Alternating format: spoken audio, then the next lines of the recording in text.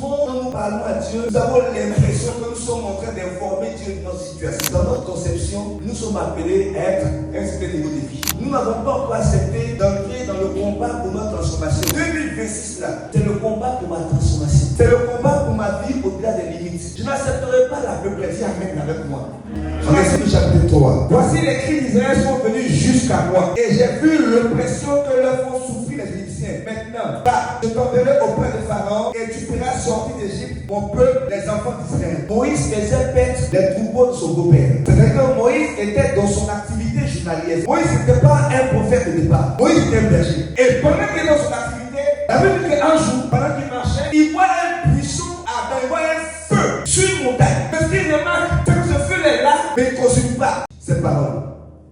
Prends-les de ce pays-ci, de la situation présente, pour les conduire dans un pays où coule le lait, où coule le miel. Nous parlons d'un pays où coule le lait, le miel. Mais il n'a jamais dit que c'est un pays de facilité, comme je l'expliquais souvent. Comme il parlait en vérité à un peuple de bergers. Quand on dit coule le lait, eux ils ont compris le sens. Mais nous, en 2026, en Côte d'Ivoire, on reçoit un message qui à l'époque était adressé à un peuple précis, dans les paysans. On ne comprend pas ce qu'il dit lait et miel. Nous on comprend que c'est un pays où le lait coule comme ça. Et puis tu bois, tu fais ton verre, tu bois, et un autre verre, c'est ça non? Mais ici attentivement, vous allez comprendre en vérité, quand il parle à ce berger, il veut leur dire en vérité que vous avez une activité. Cette activité-là, c'est l'élevage. Mais je vous envoie dans un pays où votre élevage a tellement marché que vos brebis seront à l'aise, vos vaches seront à l'aise, elles vont manger, il y aura du bon pâturage. Et que dès que vous serez là, c'est-à-dire le lait va commencer à couler. Donc ce n'est pas un pays de facilité, mais un pays d'opportunité. La question que nous allons nous demander,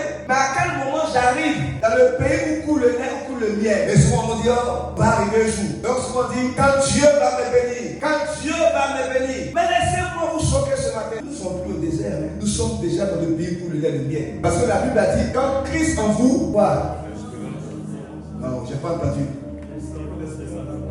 Quand Jésus est en vous, l'esprit de sa gloire. Quand tu rencontres Christ, tu es déjà rentré dans ton Canaan. Dis amen avec moi. Mais la question que nous allons nous poser, mais si je suis dans mon Canaan, mais pourquoi est-ce que je souffre autant? Amen. Pourquoi? Quand tu as accepté réellement Christ, tu rentres à Canaan. Mais pourquoi est-ce qu'il y a des combats? Mais lisez bien le texte. Il dit c'est un pays qui habite les Héviens, les Étiens, les Amoréens, les Jébusiens, les Cananéens. Il n'a jamais dit que c'est un pays qui est libre. Donc déjà dans le contrat, depuis le départ, il avait déjà annoncé le combat. Il a à voir pour entrer en position. Dieu, il est franc, il est transparent. Mais c'est vous qui signez le contrat sans l'avoir bien lu. Quand vous allez voir toutes les situations difficiles que vous rencontrez là, comme des problèmes, comme un échec, quand vous n'avez pas appris à discerner l'opportunité que chaque situation que vous avez, alléluia, dans chaque situation difficile, il y a une opportunité qui est cachée là. Quelqu'un va dire amen. Dans chaque défi, il y a toujours une opportunité qui est là. Apprenez à lire l'opportunité. Là où on dit que tu n'as pas de diplôme, c'est là qu'il y a l'opportunité. J'ai rencontré un homme qui n'avait pas de diplôme. En fin de mois, on allait le voir. L'argent partait, il jette l'argent par terre. Et puis lui, il vend des balles. Il jette l'argent par terre. Par terre, comme ça, par la.